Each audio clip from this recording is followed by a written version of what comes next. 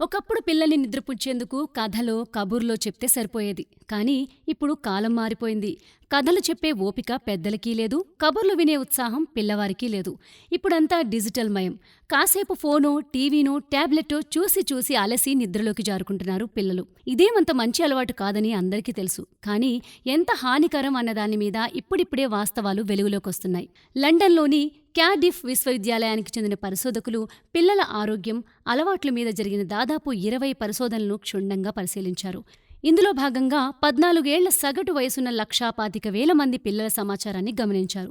ఈ పరిశీలనలో పిల్లల మీద డిజిటల్ మాధ్యమాల ప్రభావం గురించి అనేక విషయాలు వెల్లడయ్యాయి. 72% మంది పిల్లలు తమ మంచం దగ్గర ఏదో ఒక డిజిటల్ పరికరాన్ని ఉంచుకుని నిద్రపోతున్నట్లు తేలింది. వీరిలో నిద్రపోయేందుకు ఒక 90 నిమిషాల ముందు వరకు ఫోన్ చూస్తూ గడిపిన పిల్లల్లో 79% మంది నిద్రలేమితో బాధపడ్డాన్ని గమనించారు. ఒకవేళ నిద్ర పట్టినా కూడా 46% మంది పిల్లలు కలత నిద్రలోనే గడపాల్సొచ్చింది.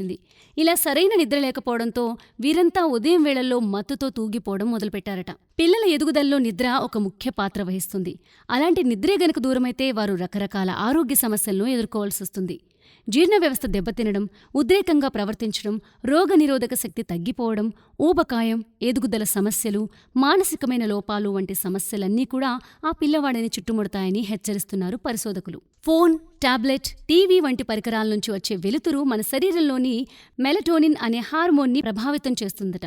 మనలోని జీవగడియారాన్ని నియంత్రించే ఈ హార్మోన్ని అడ్డుకోవడం వల్ల శరీరానికి నిద్రపోవాలన్న సూచన అందదు.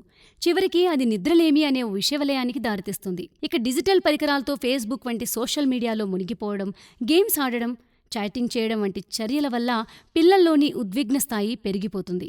దానివల్ల కూడా నిద్ర కరువవుతుంది. అంతేకాదు, ఒకవేళ ఫోన్ పక్కన పెట్టేసినా కూడా మనసు దాని చుట్టూనే తిరిగే అవకాశం ఉందంటున్నారు. వాట్సాప్లో ఎవరైనా మెసేజ్ పంపుంటారా, ఫేస్బుక్లో నేను పెట్టిన పోస్ట్కి కామెంట్స్ ఏమన్నా వచ్చుంటాయా వంటి సవాలక్ష సందేహాలతో పిల్లలు మెదడు మేలుకునే ఉంటుంది. కాబట్టి రాత్రి వేళల్లో పిల్లలు ఫోన్ల వ్యాపకానికి బానిసలు కాకుండా చూసుకోవాల్సిన బాధ్యత పెద్దలదే. బహుశా అదేమంత కష్టమైన పని కాదేమో.